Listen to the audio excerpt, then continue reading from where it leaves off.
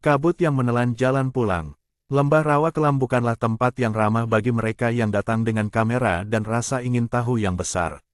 Bagi warga desa di tepian hutan, rawa itu adalah batas antara dunia yang bernapas dan dunia yang memangsa. Namun, bagi Dion, Rawa Kelam adalah tiket menuju galeri bergengsi di Jakarta. Sore itu, langit berubah warna menjadi ungu lebam, warna yang oleh orang tua zaman dahulu disebut sebagai sambat kala, waktu di mana gerbang-gerbang tak kasat mata mulai menganga. Dion mengabaikan peringatan Abah Kasim, sesepuh desa yang melarangnya masuk lebih dalam jika matahari sudah menyentuh pucuk pohon nipah. Cuma satu shot lagi, Bah. Cahaya sunset di sini luar biasa, gumam Dion, lebih pada dirinya sendiri. Namun, cahaya itu tidak pernah benar-benar datang. Alih-alih jingga yang hangat, kabut putih setebal kapas tiba-tiba merayap dari permukaan air yang hitam. Suasana mendadak sunyi. Suara jangkrik, kepakan burung rawa, hingga kecipak air yang biasanya riuh, mendadak hilang seolah ditelan vakum. Dion menoleh ke belakang. Jalur setapak yang tadi ia lalui telah raib. Hanya ada pohon-pohon bakau dengan akar melilit seperti jemari raksasa yang hendak mencengkeram kakinya.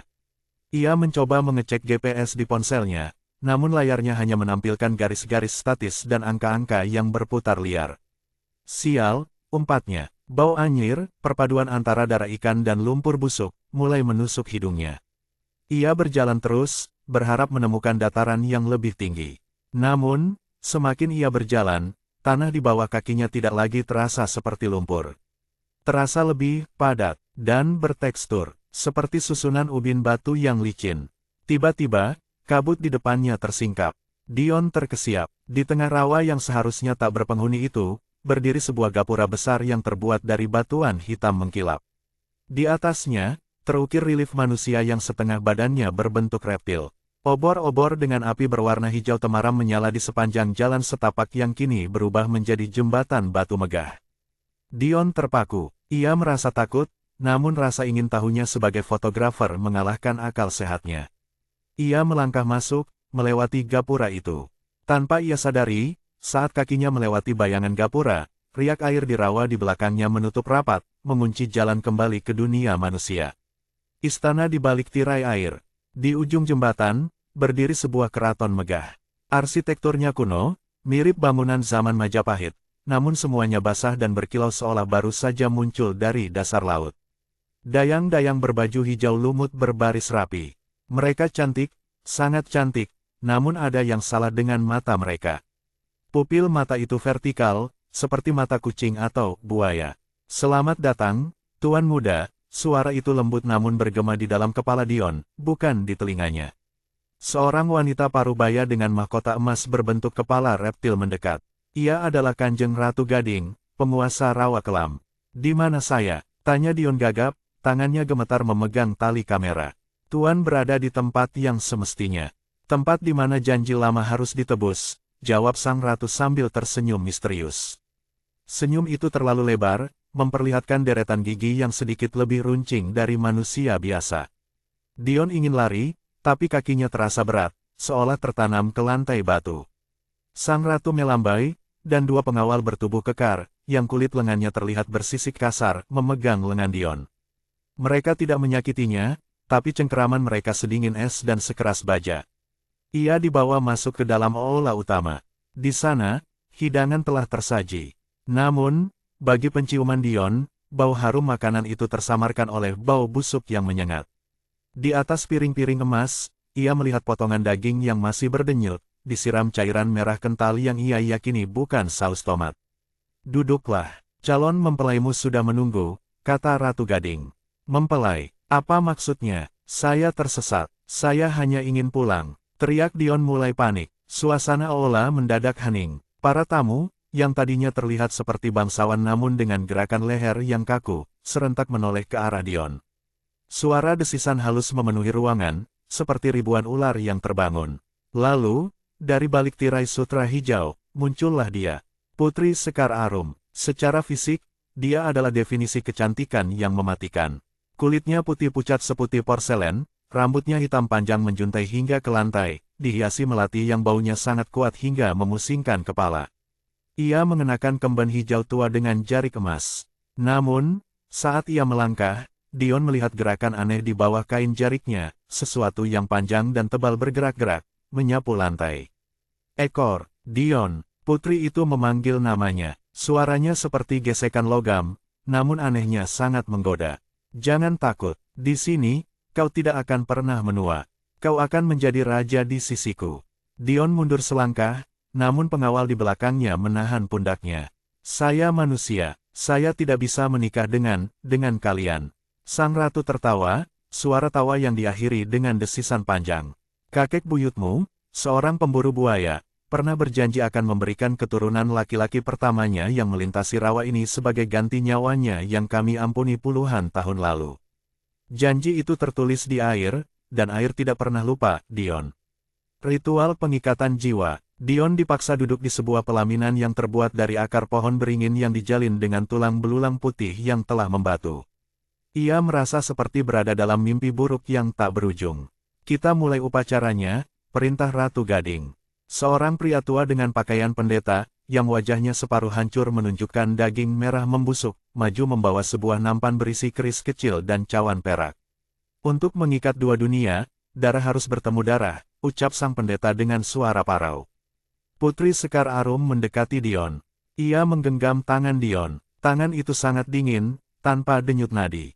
Dengan kuku ibu jarinya yang tajam dan hitam, ia menggores telapak tangan Dion. Darah merah segar mengalir. Sang putri melakukan hal yang sama pada tangannya sendiri, namun yang keluar dari lukanya bukan darah merah, melainkan cairan hijau kental yang berbau amis luar biasa. Ia menempelkan lukanya ke luka Dion. Dion menjerit, rasanya seperti disiram air keras. Rasa sakit itu menjalar dari telapak tangannya, naik ke lengan, lalu menghujam jantungnya. Ia merasa sesuatu yang asing mulai merayap di dalam pembuluh darahnya. Dingin, amis, menjalar. Lihat mataku, Dion, bisik Putri Sekar Arum. Dion terpaksa menatap mata kuning keemasan itu. Perlahan, penglihatannya berubah. Istana megah itu mulai memudar. Dinding batu berubah menjadi tumpukan tengkorak dan lumpur.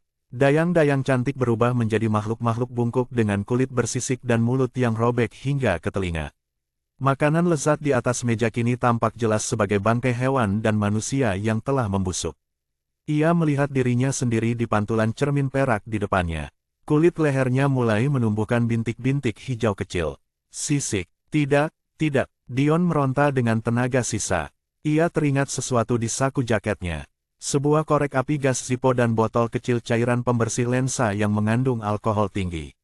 Dalam kepanikannya, Dion menyadari bahwa makhluk-makhluk ini, meski kuat, adalah makhluk air dan kegelapan. Mereka mungkin takut pada api yang murni. Saat sang putri hendak mencium keningnya, sebuah ritual terakhir untuk mencabut jiwanya, Dion dengan tangan gemetar merogoh sakunya. Pergi kau, setan, teriak Dion. Ia menyemprotkan cairan pembersih lensa ke arah obor hijau terdekat dan memicu Zippo-nya. Wush, api menyambar, tapi anehnya, api itu berubah menjadi biru terang saat bersentuhan dengan udara di alam gaib itu. Suara jeritan melengking memecah keheningan. Bukan jeritan manusia, tapi suara pekikan reptil yang kesakitan. Para pengawal mundur, menutupi mata mereka yang sensitif terhadap cahaya terang. Pelarian melalui labirin kematian. Dion tidak membuang waktu. Ia menendang meja hidangan, membuat bangkai-bangkai itu berserakan, dan berlari menuju pintu keluar. Tangkap dia, jangan biarkan pengantin itu lepas. Raung Ratu Gading. Suaranya kini berubah menjadi geraman rendah yang menggetarkan lantai. Dion berlari melintasi jembatan batu. Di bawahnya, air rawa yang hitam mulai bergolak. Ratusan buaya hitam besar muncul ke permukaan, mata mereka yang merah menyala menatap lapar ke arah Dion. Mereka mulai memanjat tepian jembatan, kuku-kuku tajam mereka berderit saat bergesekan dengan batu. Lari, Dion, jangan menoleh. Sebuah suara parau terdengar dari kegelapan. Dion melihat bayangan seorang pria tua di ujung jembatan. Itu Abah Kasim. Tapi bagaimana mungkin? Abah Kasim berdiri di sana, memegang sebuah obor bambu dengan api yang menyala kemerahan, api dunia manusia. Abah, teriak Dion, cepat, gerbangnya akan menutup. Dion memacu jantungnya. Di belakangnya, ia bisa mendengar suara seretan ekor raksasa. Putri Sekar Arum tidak lagi berbentuk wanita cantik. Ia telah berubah menjadi makhluk mengerikan, tubuh bagian atas wanita yang pucat dan membusuk, menyatu dengan badan buaya raksasa sepanjang 10 meter. Ia merayap dengan kecepatan luar biasa. Serak, kuku sang putri sempat menyambar tas kamera Dion, merobeknya hingga hancur. Kamera mahal itu jatuh ke dalam rawa, ditelan oleh moncong buaya-buaya di bawah. Dion tak peduli, nyawanya lebih berharga. Tinggal beberapa meter lagi menuju gapura. Udara terasa semakin berat, seolah ia berlari di dalam air. Sang putri sudah berada tepat di belakangnya. Dion bisa merasakan napas dingin yang berbau bangkai di tengkuknya. "Kau milikku, Dion. Darah kita sudah menyatu," teriak makhluk itu. Abah Kasim melemparkan butiran garam kasar dan kemenyan ke arah sang putri. Asap putih mengepul, menciptakan dinding sementara yang membuat makhluk itu tersentak mundur. "Sekarang," perintah Abah. Dion melompat melewati gapura tepat saat sinar matahari pagi yang pertama menyentuh ufuk timur. "Duarr." Suara seperti ledakan air terdengar di belakangnya. Dion jatuh tersungkur di atas lumpur yang becek. Ia terengah-engah, paru-parunya terasa terbakar. Saat ia menoleh, gapura megah dan jembatan batu itu sudah hilang. Yang ada hanyalah rawa yang sunyi dengan pepohonan bakau yang meranggas. Abah Kasim berdiri di sampingnya, wajahnya pucat dan penuh peluh. "Sudah kubilang, jangan tantang rawa kelam, nak. Sisa yang tak pernah hilang." Dion dibawa kembali ke desa. Ia demam tinggi selama 3 hari 3 malam. Dalam tidurnya, ia selalu mengigau tentang pengantin hijau dan air yang dingin.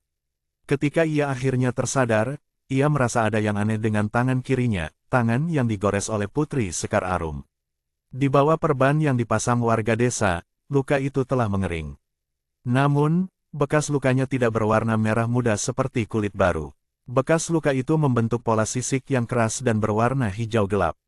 Dan setiap kali ia berada di dekat air, bahkan hanya saat mencuci muka, ia bisa mendengar bisikan halus di telinganya. "Kau hanya sedang dipinjamkan ke dunia atas, Dion. Suatu saat, air akan memanggilmu kembali pulang." Dion melihat ke arah cermin. Pupil matanya sesekali menyempit menjadi garis vertikal sebelum kembali normal. Ia tahu, pelariannya hari itu bukanlah akhir. Ia telah menjadi bagian dari mereka. Sejak hari itu, Dion tidak pernah lagi memegang kamera. Ia pindah ke kota yang paling kering, jauh dari sungai atau laut. Namun, setiap kali hujan turun sangat deras dan membasahi bumi, Dion akan duduk di pojok ruangan dengan tubuh gemetar, merasakan kulitnya yang mulai terasa gatal dan mengeras, sementara di luar sana, di genangan air, ia seolah melihat bayangan seekor buaya raksasa dengan mahkota emas, sedang menunggu dengan sabar. Karena bagi penghuni rawa kelam, pernikahan itu belum batal. Hanya tertunda. Kota yang mulai berkeringat. 1 tahun berlalu. Dion kini bekerja sebagai editor foto di sebuah majalah mode. Ia tidak lagi memotret alam. Ia benci warna hijau. Ia benci suara air. Di apartemennya yang terletak di lantai 22, ia memasang 3 buah dehumidifier raksasa untuk memastikan udara di sekitarnya tetap kering kerontang. Namun, keanehan mulai muncul. Awalnya hanya hal sepele. Keran di kamar mandinya selalu menetes, meski sudah diganti 3 kali. Lalu, tembok apartemennya mulai ditumbuhi lumut tipis yang berbau amis, padahal tidak ada kebocoran pipa. Dan yang paling mengerikan, setiap kali ia bercermin, ia merasa bayangannya di kaca selalu tampak basah. Suatu malam, Dion terbangun karena merasa tempat tidurnya sangat dingin. Saat ia meraba kasurnya, tangannya menyentuh sesuatu yang licin dan berlumpur. Ia menyalakan lampu. Kasurnya tertutup lapisan lumpur hitam pekat, lengkap dengan potongan-potongan eceng gondok yang masih segar. Di tengah lumpur itu, terdapat sebuah kotak kayu tua. Kotak yang sangat ia kenal. Itu adalah kotak tempat ia menyimpan cincin tunangan untuk pacarnya, Maya, yang hilang setahun lalu saat mereka mendaki gunung, tepat sebulan sebelum Dion pergi ke rawa kelam. Dengan tangan gemetar, ia membuka kotak itu. Di dalamnya bukan cincin emas, melainkan sebuah gigi buaya yang sangat besar, diikat dengan rambut manusia yang panjang dan hitam. "Tidak mungkin," bisik Dion. Tiba-tiba, ponselnya berdering. Nama yang muncul di layar membuat jantungnya hampir berhenti. "Maya. Tamu dari masa lalu." Dion mengangkat telepon itu dengan tangan yang kaku. "Maya, kamu di mana?" Hanya ada suara desisan di ujung telepon. Lalu, sebuah suara perempuan yang sangat tenang menjawab, "Aku di depan pintu, Dion." "Bukakan." Dion berjalan menuju pintu apartemennya dengan perasaan campur aduk antara takut dan rindu. Ia mengintip melalui lubang intip. Di sana berdiri Maya. Wajahnya pucat, namun ia tersenyum manis. Ia mengenakan baju yang sama saat ia hilang setahun lalu. Dion membuka pintu. Maya, kamu kemana saja? Polisi bilang kamu. Dion terhenti. Saat Maya melangkah masuk, ia tidak meninggalkan jejak kaki biasa. Setiap langkah yang diambil Maya meninggalkan bekas air yang bercampur lumpur hitam. Bau amis yang dulu ia rasakan di rawa kelam kini memenuhi ruangan apartemennya. Aku tidak pergi kemana-mana, Dion, kata Maya sambil membelai pipi Dion. Tangannya sedingin es. Aku hanya menunggumu di sana. Kenapa kamu lari? Tunggu, di sana. Maksudmu rawa kelam? Maya tertawa kecil, suara tawa yang terdengar seperti air yang mendidih. Rawa kelam, dasar laut, sungai tua, itu semua sama saja. Kami adalah satu. Dan kamu, Dion, kamu adalah milik kami sejak awal. Kebenaran yang terkoyak. Dion mundur, ketakutan. Apa maksudmu? Abah Kasim menolongku. Dia bilang kakek buyutku yang membuat janji. Maya menatap Dion dengan iba, tapi matanya mulai berubah. Pupilnya menyempit, dan warna matanya berubah menjadi kuning kemasan. Dion, sayangku, Abah Kasim tidak pernah menolongmu. Dia adalah penjaga gerbang kami. Dan kakek buyutmu tidak pernah membuat janji apapun. Maya berjalan mendekati dinding yang berlumut dan mengelupasnya dengan kuku tajamnya. Di balik dinding apartemen yang modern itu, bukan beton yang terlihat, melainkan tumpukan tulang belulang manusia yang tersusun rapi, di semen dengan lumpur rawa. Plot twist-nya adalah ini, Dion, bisik Maya tepat di telinganya. Kamu tidak pernah pergi ke rawa kelam untuk memotret. Kamu pergi ke sana karena kamu memang sedang pulang. Dion memegangi kepalanya yang mulai berdenyut hebat. Ingatan-ingatan baru mulai bermunculan seperti gelembung udara yang pecah di permukaan air. Ia melihat kilasan memori, ia bukan sedang memotret di rawa. Ia sedang berdiri di tengah air, memegang leher Maya, menenggelamkannya ke dalam lumpur hitam sebagai persembahan agar ia bisa mendapatkan keabadian dan kekayaan. Ingat sekarang, Maya menyeringai. Wajah cantiknya mulai retak, menyingkap kulit bersisik di bawahnya. Kamu membunuhku di rawa itu setahun yang lalu. Kamu memberikan jantungku pada sang ratu agar kamu bisa menjadi manusia selamanya dan meninggalkan kaummu. Dion jatuh berlutut. Tidak, aku manusia. Aku Dion. Aku fotografer dari Jakarta. Sang pengantin yang sebenarnya. Tiba-tiba, pintu apartemennya hancur. Bukan didobrak, tapi meledak oleh tekanan air yang luar biasa. Ribuan liter air rawa yang hitam legam tumpah masuk ke lantai 22. Namun anehnya, air itu tidak mengalir ke bawah, melainkan berputar membentuk pusaran di tengah ruangan. Dari dalam pusaran air itu, muncullah Ratu Gading dan Putri Sekar Arum. Namun kini, mereka tidak tampak mengerikan. Mereka tampak agung. Putraku yang hilang, ujar Ratu Gading dengan suara yang penuh wibawa. Kamu mencoba menjadi manusia dengan mengorbankan kekasihmu sendiri. Kamu pikir dengan membunuh Maya dan memakan jantungnya di bawah ritual Abah Kasim, kamu bisa memutuskan kutukan darahmu. Dion melihat tangannya. Sisik hijau itu kini menyebar dengan cepat, menutupi seluruh lengannya, dadanya, hingga lehernya. Ia mencoba berteriak, namun yang keluar dari tenggorokannya adalah geraman predator yang dalam. Plot twist kedua, Dion bukanlah manusia yang diculik untuk dinikahkan. Dion adalah putra mahkota kerajaan buaya yang hilang.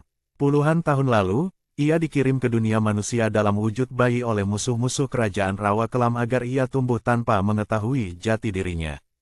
Abah Kasim adalah pelayan setianya yang selama ini menjaganya dari jauh, menunggu saat yang tepat untuk memanggilnya pulang. Pelariannya setahun lalu, itu bukan pelarian, itu adalah bagian dari masa pembersihan. Ia harus merasakan ketakutan manusia agar saat ia kembali menjadi buaya, ia menjadi raja yang paling kejam. Putri Sekar Arum bukan akan dinikahkan denganmu sebagai paksaan, lanjut sang ratu. Dia adalah bagian dari dirimu. Dia adalah jiwamu yang kau buang saat kau mencoba menjadi manusia. Putri Sekar Arum mendekat. Ia tidak lagi memiliki bagian tubuh buaya yang mengerikan. Ia tampak seperti cahaya murni. Ia menyentuh dada Dion, dan seketika, apartemen mewah di Jakarta itu lenyap. Dion tidak lagi berada di lantai 22. Ia berada di dasar rawa kelam yang paling dalam, di sebuah singgasana yang terbuat dari emas murni dan fosil purba. Ia melihat tubuh manusianya tergeletak di samping singgasana, sebuah kulit kosong yang sudah tidak bernyawa. Ia kini adalah seekor buaya putih raksasa yang sangat megah, dengan mata yang menyimpan kebijaksanaan berabad-abad. Di sampingnya, Maya berdiri. Namun Maya bukan lagi korbannya. Maya adalah dayang utamanya yang telah ia ubah menjadi makhluk abadi. Selamat datang di dunia yang nyata, Baginda, bisik Maya sambil membungkuk hormat. Dion, atau apapun namanya sekarang, mengibaskan ekornya yang perkasa, menciptakan gelombang besar yang menggetarkan seluruh hutan rawa. Di atas sana, di dunia manusia, orang-orang mungkin akan membaca berita tentang seorang fotografer yang hilang secara misterius dari apartemennya yang terkunci, dengan hanya meninggalkan genangan air dan bau amis yang tak kunjung hilang. Namun di sini, di bawah kegelapan air yang tenang, Dion akhirnya mengerti. Manusia adalah mimpi yang buruk, dan menjadi monster adalah kebangkitan yang paling indah.